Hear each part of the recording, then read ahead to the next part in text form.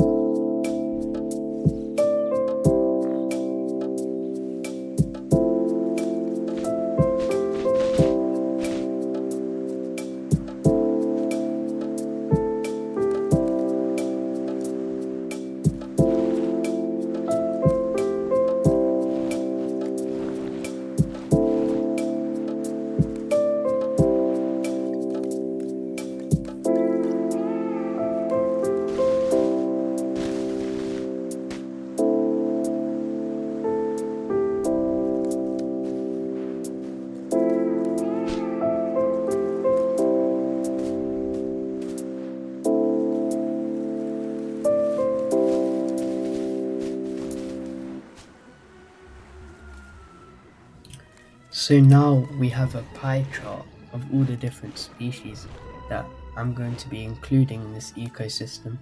Of course, if you'd like to see some other species or any recommendations you have for me, you can comment it down below. But here we've got Dryosaurus as the number one species in terms of amount.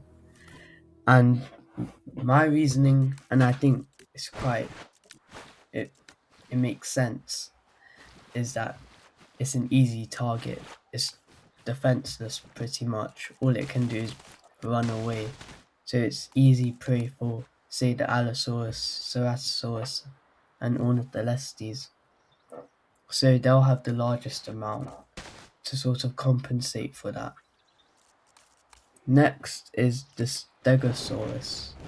Now, they're still herbivores, so they could still get hunted by Allosaurus and Ceratosaurus, but they aren't completely defenseless. Like, they have the dagger misers, but that's in real life. In this game, doesn't do as much as it would in real life. So I may also put some genetic modifications for like defensive or strong, because in this game it's quite easy for the predators to kill the prey. That's also why I've put Allosaurus and Ceratosaurus quite low. I did kind of want more, but I don't want there to be too many and them fighting all the time. And that's another factor. They'll probably be fighting during this ecosystem. If they encounter each other, they'll probably start fighting. So then obviously they're probably going to lose members of like the family, the species, and it'll go down. So they'll sort of take care of each other. I made sure there weren't too many sauropods, but not like too little, because from what I've seen, they would have been in quite large numbers, particularly Diplodocus and Apatosaurus. Brachiosaurus might have been in smaller numbers, but I still think they would have had like large groups, especially if they were young juveniles that could be easily singled out by predators. Ornitholestes, there's obviously more of them than the larger predators, but it's 25, so it's hopefully not too many. So they're in groups of 5. They should be able to hunt down some creatures. I think they'd be able to hunt down the stegos in their groups of 5. And maybe, I'm not 100% sure if small predators can take on the sauropods in the game.